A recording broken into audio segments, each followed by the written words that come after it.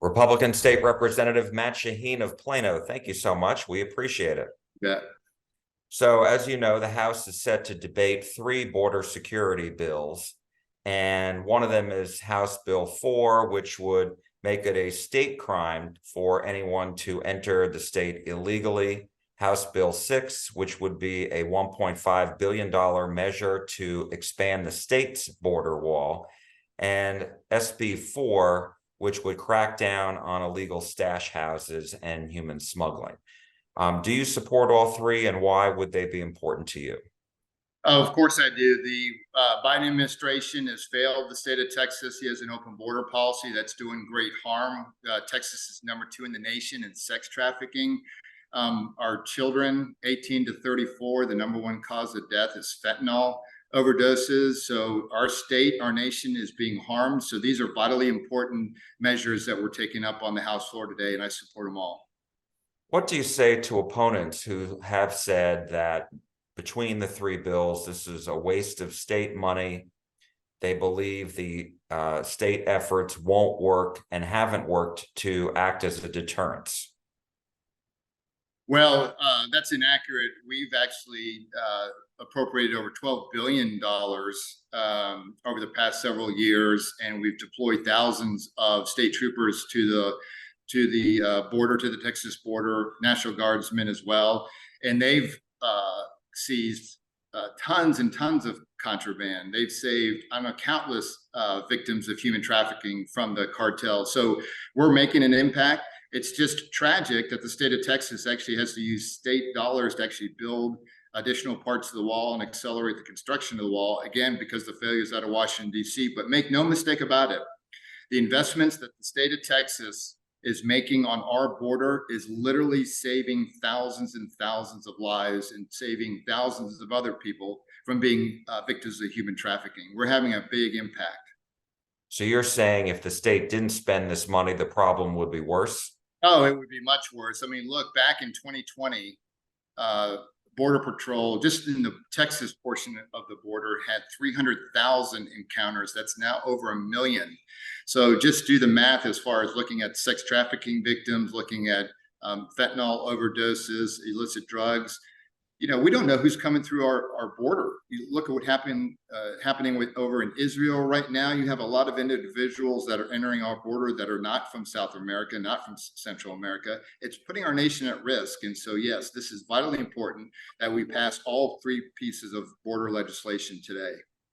And I wanted to ask you, have you heard any concerns from local sheriffs? I've talked to local sheriffs. They say their jails are filled. Yep. And what the potential impact of this legislation would have on local jails. Yeah, so the state is in parallel to this. We'd already appropriated additional dollars for the criminal justice system. There's some funds that local county jails can apply for to help with their capacity. But look, I mean, Biden's failure down at the border has had a massive negative impact on our county sheriffs and healthcare down at the county level. It's been just a catastrophic. So the state's stepping in and providing additional funds for facilities to help with the not only when we apprehend somebody, but that we can house them once they've been found guilty. Another issue that has received certainly a lot of attention during this third special session is Governor Abbott's advocacy, his push for school choice, essentially taxpayer subsidies for students to attend private schools. Mm-hmm. Where do things stand right now? We know that the Senate passed Senate Bill 1, and the House is not considering that. As you know, Brad Buckley, the chair of the House Select Committee on Educational Opportunity and Enrichment, filed his bill, but he hasn't even referred it to the committee. So where do things stand? Yeah, so I'm on that committee. I've had multiple meetings and conversations with Chairman Buckley. He's in the process over the past couple of weeks of meeting with different members to talk about the positive impact that the legislation will have. And he's having this process that he's going through and listening to the concerns that members have and see if he can address their concerns. We're doing a lot of great things in this piece of legislation. We're looking at making the STAR test optional. We have a lot of schools that want to test their children using some other vehicle other than STAR. There's things like the MAP test that are much more helpful to our teachers. So there's a lot of things that we're doing within this piece of legislation. We're looking at teacher pay raises, additional funding for our schools. So there's a lot of opportunity in this piece of legislation for members to get on board with. And I think at the end of the day, we're going to pass a really good, robust school choice piece of legislation that the majority of the members in the House will support. And then we'll have some interesting negotiations with the Senate that I'm sure the governor will be a part of. And so it sounds like you support HB1? I do. I think we have a lot of, I talk to so many moms and dads. I talk to their students, moms and dads in the state of Texas, love those children more than anybody else on earth. And so they should be empowered to make the education decision that best meets the needs of their children, whether their child's being bullied or their child's special needs, or they want a smaller environment. Whatever the reason is, mom and dad love that child the most and want that child to succeed, and they should definitely have the opportunity to choose the education facility that best meets their needs. And what about area school districts in your district? They don't really like this at all. The idea of taxpayer subsidies for students to attend private schools. So what is your message to them? Their parents love it. We've actually looked at the enrollment figures for a lot of our school districts, and their enrollment's growing. Here's the thing in my district, and I mean, you're right. I have fantastic schools in my district. The reality is they're going to have an increase in demand. What will end up happening is because we have great schools in Plano, Frisco, Prosper, Salina, we have fantastic schools. What's going to happen is some of the parents whose children go to these poor performing schools are wanting to go to our schools, and they'll end up having to probably turn them away because of capacity issues, which they will have the right to do. But they're going to end up benefiting from the increase in enrollment that's available for them.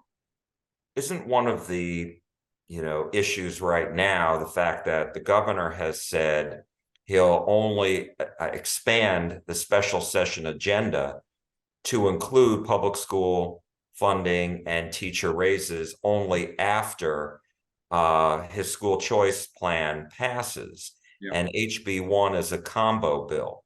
Right. So isn't that mean that the legislature right now is at a standstill because of this on this bill? No, not really. It's just part of the discussion that's happening. I mean, you're right. Those discussions are occurring with respect to expanding the call, and you're right with respect to the structure of HB1. But look, these are the conversations that are having with the chairman and members of the Texas House, with discussions that are occurring with the Senate and with the governor. We're going to get this through, and look, at the end of the day, we're going to do what's best for these parents, and especially we're going to do what's best for these students. But we'll work through all this. And have you had any conversations with the governor? Has he reached out to you about this and trying to, figure out a way for Republicans to get this across the finish line? So I did talk to the governor during regular session. I've been in contact with his chief of staff and some of his policy advisors on this very topic. So, the conversations are progressing. We're moving forward. And so, I think we all would like to go faster than what it's going. But at the end of the day, the Texas House is 150 members, and they each get a vote. So it's important that we go through a process where they're heard. And so at the end of the day, we'll get this across the goal line. It's just going to be a arduous process, to say the least. Is it going to happen during this session? I've had other people tell me they think this is dead. It's not dead. Again, it's a dialogue that's occurring, and putting a timeline on these types of discussions where you have varying different interests. Always remember that our schools are very diverse in the state of Texas. Our schools in East Texas are very different than the suburban schools in my district, that are very different from the urban schools. And so this just takes a long process. But look, at the end of the day, if it takes another special session where the governor has to call us back, I mean, so what? I'm down here in Austin to get results. And if it takes one special session, two special session, three, That doesn't really matter to me. As long as we get the ball across the goal line, the timeline really doesn't matter. Do you think a fourth special session is in the offing? It could happen. We are coming towards the end. We're getting close to the end of this special session, and the governor has been very clear that he'll call another special session, and I think he will. Look, this is very complex, right? You know, we're talking about over 1,000 school districts across the state of Texas. Again, I talked about the diversity of our different schools, and so this is just a very complex issue. 150 members in the House, 31 in the Senate. And so the chances of this taking another special session are likely. All right, State Representative Matt Shaheen of Plano, thank you so much for your time. We appreciate it. You bet. You bet.